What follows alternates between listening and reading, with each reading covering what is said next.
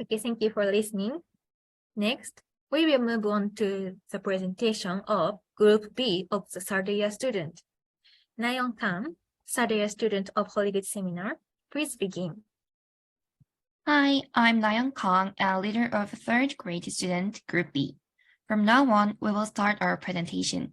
The title of this presentation is Japan's Gender Wage Gap. We will now begin the presentation of Horiguchi Seminar Third Year Team B. This is the conversation between two students who are job hunting. How's your job hunting going lately? So, Are you starting companies? I am. There are so many companies out there, it's hard to do the research. Is there anything you're concerned about? Well, yes, I'm concerned about the wage gap between men and women in some companies. I wonder why there is a gender gap. It's serious, isn't it? Maybe one of the reasons is that there is a gender gap higher up in management. Nayeon. Why do you think there is a gender gap? I studied Yeah. Okay, so the audio is right, but here the screen Oh, okay. don't change. Sorry for my mistake, so I will redo it again. Okay. Please just a moment.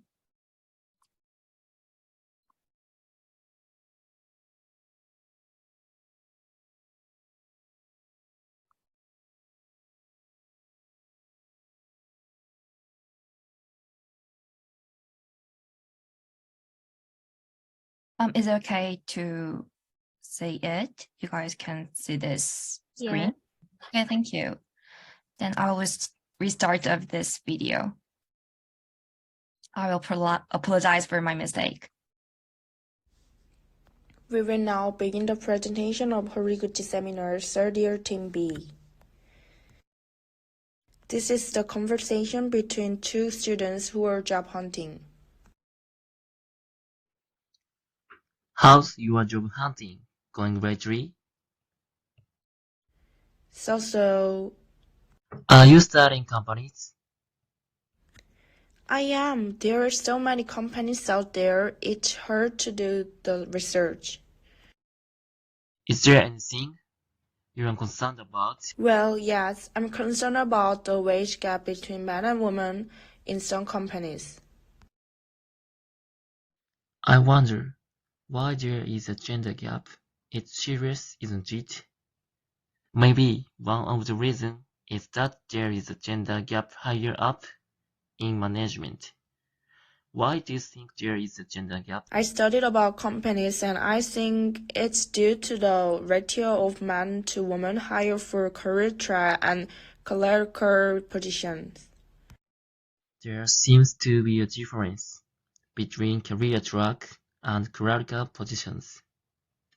Career track employees are often transferred or relocated to enable them to understand the company's operation and the overall picture, which in turn enables them to become a manager or executive who can make important decisions that directly affect the company's performance. On the other hand, career positions focus on career track employee support. They are characterized by a limited scope of work with many routine tasks such as document preparation and customer service. Critical position employees are seldom transferred or relocated. Yes, it seems that the percentage of men in career track positions is higher than those in critical positions, while the number of women is much smaller. I see. That may be one reason for the wage gap between men and women. In addition, to be promoted from a clerical position to a career track position, you must take a difficult exam. That implies the gender gap is only going to get bigger. Do you want to take parental leave in the future? I would like to, but I think it will be difficult because of the pressure from my boss and what people think. You know, some people think men don't need parental leave. It seems that the rate of men taking parental leave is lower than that of women. Even when men are able to take parental leave, they only take it for a short period. When men work outside the home, women take on more childcare and housework than men. Because childcare and housework are unpaid work, there will be a wage gap between men and women. It would be nice if society became a place where it was easier for men to take parental leave and could share childcare and housework equally. It seems there can also be differences in men's and women's wages for the same job. Isn't that gender discrimination? How can that be possible? If a higher percentage of women are raising children and doing housework, more people will choose non-regular employment where they can work shorter hours.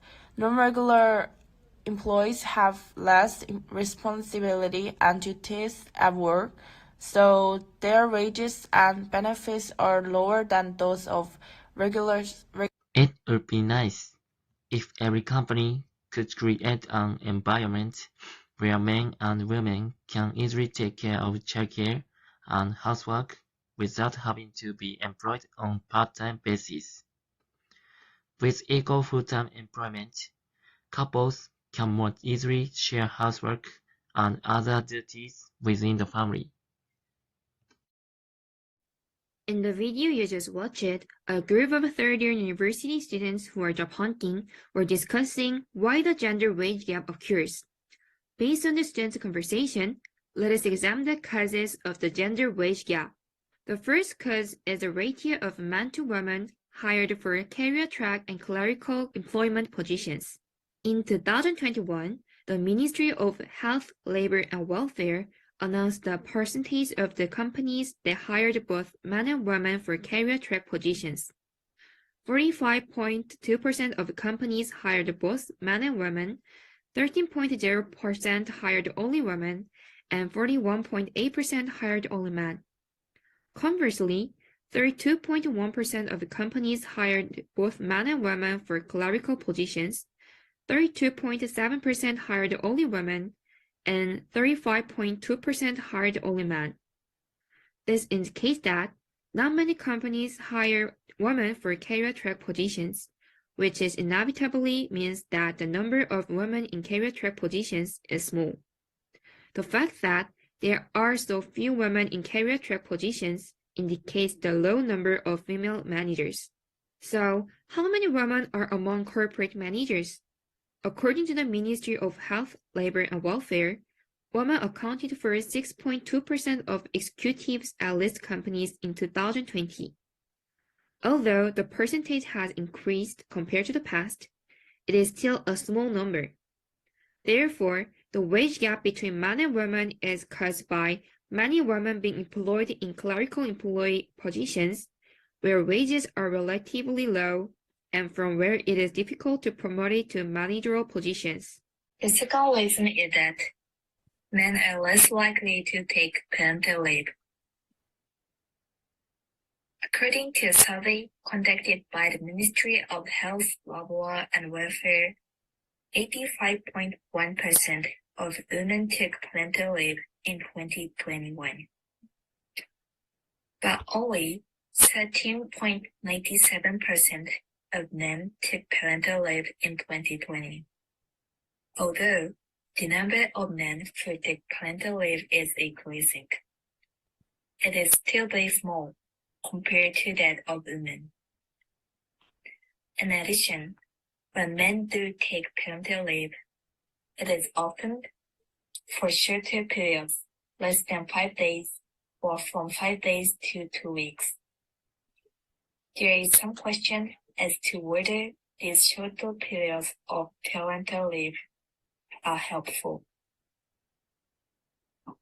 As can be read from this paragraph, women who gave birth to their first child or left the company between 2010 and 2014 accounted for 33.9% of all women who became pregnant and gave birth during that period.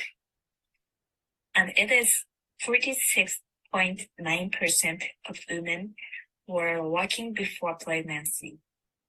Although this number has decreased compared to the past, it is still a high percentage. So what are the reasons for quitting work at the time of pregnancy and childbirth? A survey of married women aged 25 and 44 with children revealed that 42.3% of the women answered that it is difficult to continue working while raising children. Almost all other responses were related to childcare and family. Thus, the low rate of men taking parental leave naturally leads to a burden on women in terms of housework and childcare. And this burden causes many women to quit their job, also resulting in a wage gap between men and women. A third cause is that there may be wage differences between men and women for the same job. This graph shows the labor force participation rate of women by age group. The graph shows a pattern common to data from 1980, 2000, and 2020. The labor force participation rate is high in women's early 20s, declines in her 30s, and then rises again in her 40s. This is called the M-shaped curve, and it reflects the characteristics of Japan, where many women quit their jobs after marriage and childbirth, and then return to workforce after their children have grown up to a certain extent. What kind of occupations do women who re-enter the workforce after completing child-rearing engage in?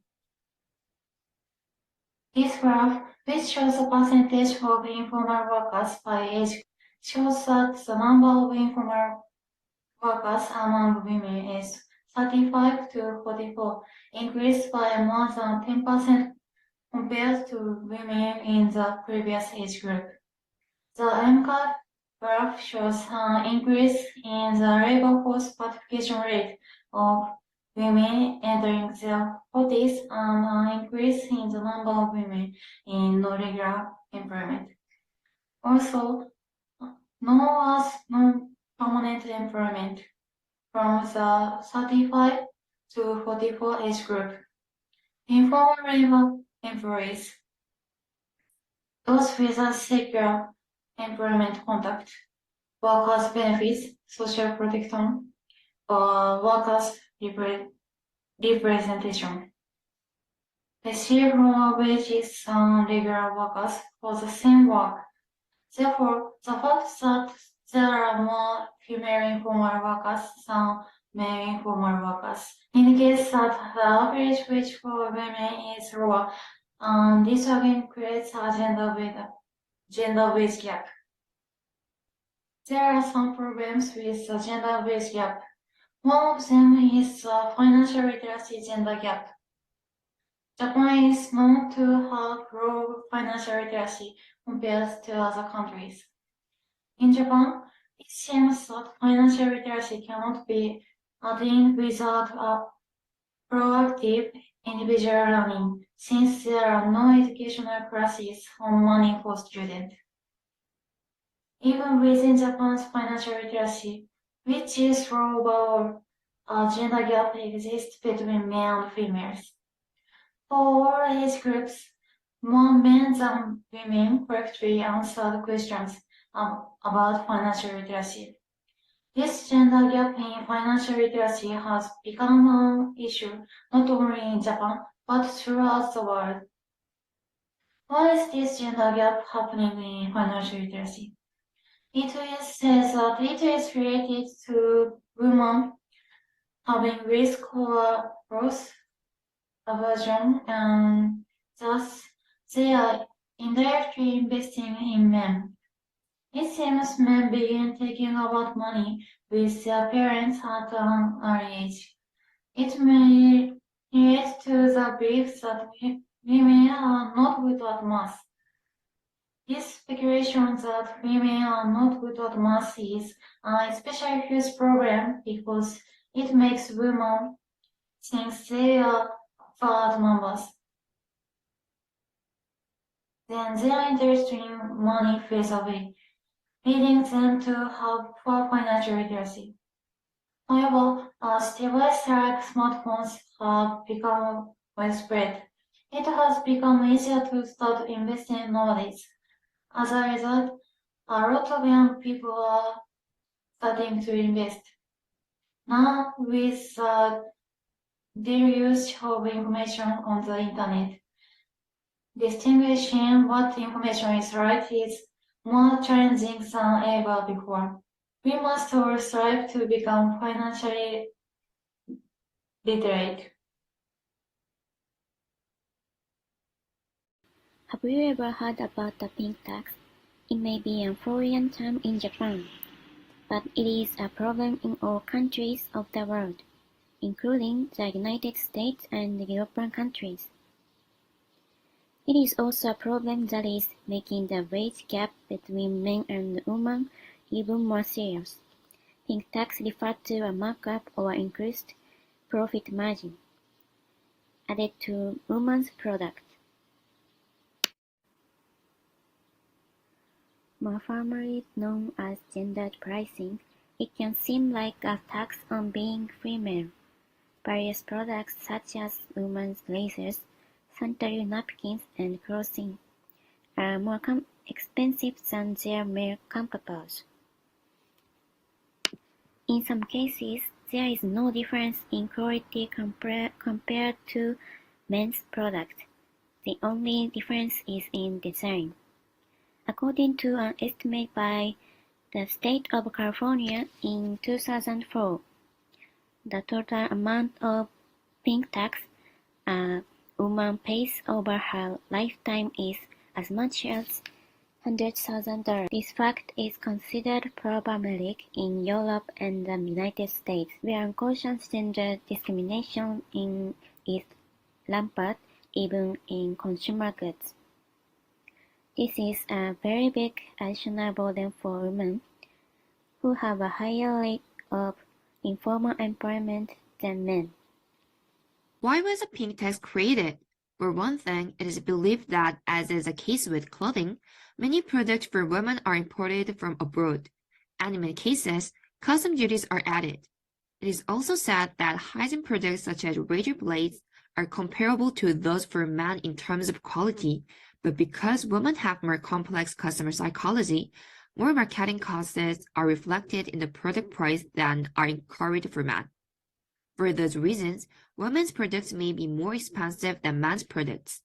However, according to a study, the average price quoted to women for a used car is about twice as high that quoted to men. As such, there are cases where women are quoted higher prices because they are women. Gender bias, which is also present in a visible price of used car, must be eliminated in the future. Some brands are fighting against the pink tax. An American brand called Snowy, which deals in the daily necessities, reduced the price of this women's product by 7% to tackle the issue of the pink tax.